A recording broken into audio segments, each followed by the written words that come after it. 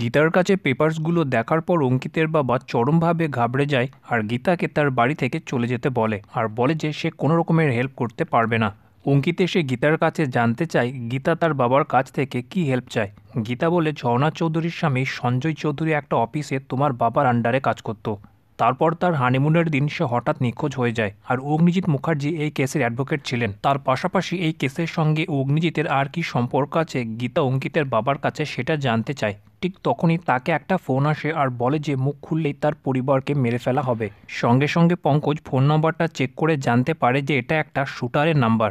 গীতা বলে গুন্ডাটাকে শাস্তি দিয়ে আমি আবার ফিরে আসবো সত্য জানার জন্যে, যাতে আমি আমার শ্বশুরমশাইকে এসব থেকে বাঁচাতে পারি। অন্যদিকে শুটারটা ভজনকে বলে যে ও মুখ খুললে ওকে আমি উড়িয়ে দেবো। ওই মুহূর্তে গীতা ওখানে এসে পৌঁছায় আর গীতা নিজের পাওয়ার দেখায়। গুন্ডাটা গীতার কথা না বুঝে গীতার উপর হামলা করে দেয় আর গীতা ভীষণ রেগে গিয়ে সবগুলো গুন্ডাকে ওখানে মেরে তাদের হাল খারাপ করে দেয়। গুন্ডাটা সুযোগ পেয়ে গীতার উপর বন্দুক লাগালে পঙ্কজ ওখানে এসে তার হাতে গুলি মারে।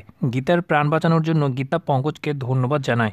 গুন্ডাটার ফোনটা নিয়ে গীতা ভজনকে ফোন করে বলে আপনার প্ল্যান ফেল করে দিয়েছি। ভজন আর ধীমান চরম টেনশনে এসে যায় যে গীতা শুটারটার কাছে কি করে পৌঁছালো। ধীমান সঙ্গে সঙ্গে অগ্নিজিৎকে ফোন করে বলে কালকের মধ্যে কৃপানকে জেল থেকে ছাড়া পাওয়াতে হবে। অগ্নিজিৎ বলে এসব এত সোজা না। এসবের জন্যই অগ্নিজিৎ নিজের পরিবারের মধ্যে কত রকমের সমস্যার সম্মুখীন হচ্ছে। তার পরিবার ভেঙে চুরমার হয়ে গেছে। ধীমান বলে আমি ওসব কিছু শুনতে চাই না। কাজ না হলে কিন্তু সঞ্জয় চৌধুরীর কেসে আপনি ফেঁসে যাবেন, এটা মনে রাখবেন।